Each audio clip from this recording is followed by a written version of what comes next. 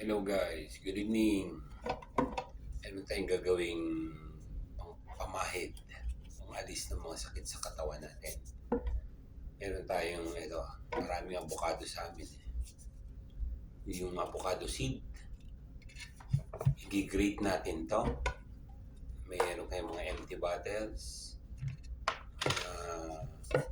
baro, atropa. Ito yung avocado seed, pwede natin gamitin anti-inflammatory, pwede sa mga sakit-sakit sa tuhod. Alam mo na, tumatanda tayo, kailangan natin ng mga pamahid, hindi yung puro gamot kasi nakakasira ng yan, ating atay. So ito, meron akong grated na avocado seed, right? Ilagayin ako, so lalagyan natin ng kalahati yan, yung grate natin avocado seed. Lalagyan natin itong ating bottle. Lalagyan natin ito ng olive oil. Pwede rin coconut oil ilagay nyo. Like that. So para medyo mabango yung ating pamahid, kalahati yan. Lagyan natin ng konting alcohol. Alcohol yun. Plus this is parang yan, alcohol, okay? Then ito yung olive oil. Pwede nyo rin lagyan ng coconut oil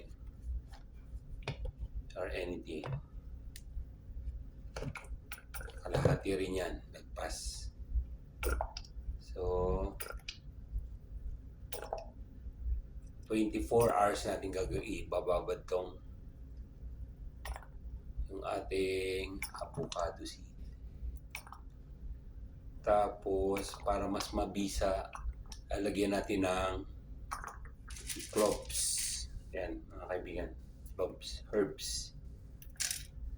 Yung mabibiling cloves, pwedeng huwag nyo na rin lagyan, pero lagyan nyo rin ng cloves. Pangpaalis sa minta ng mga inflammatory. Tsaka pangpatubo ng buhok. Oh, look at that. Yan na.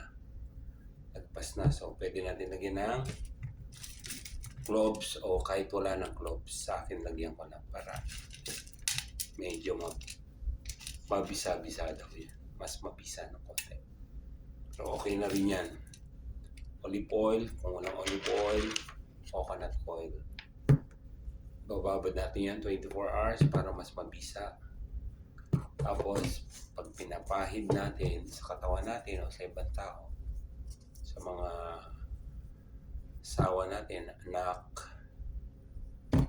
sabayan rin natin ang paniniwala sa taas kay Lord para mas maging mabisa yung ating pamahid na avocado seed with olive oil or oils na gusto nyo, or pwede rin alcohol.